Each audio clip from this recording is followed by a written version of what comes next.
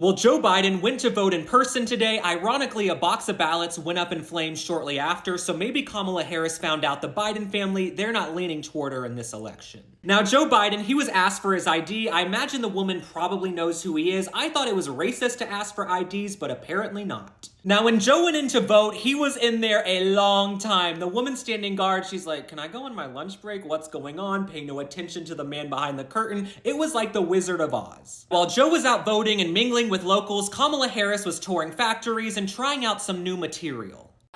Okay, now I want each of you to shout your own name. Do that.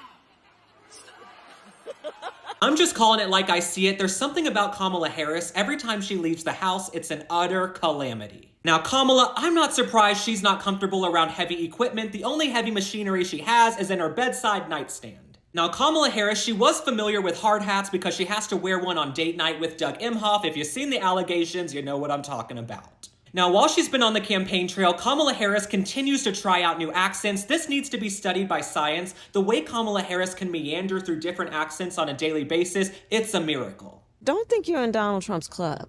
You're not. Right.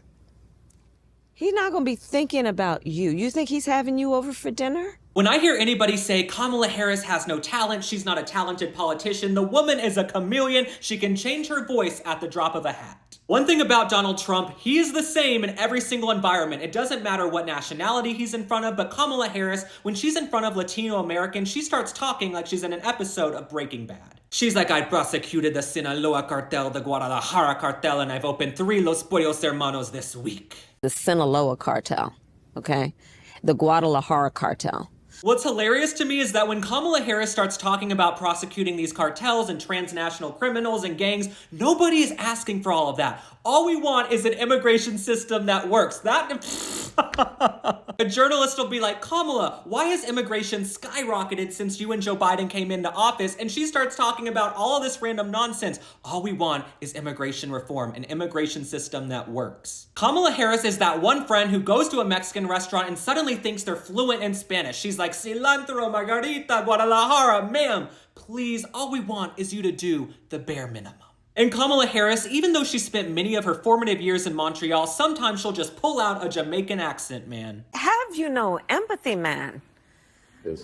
You know, for the suffering of other people.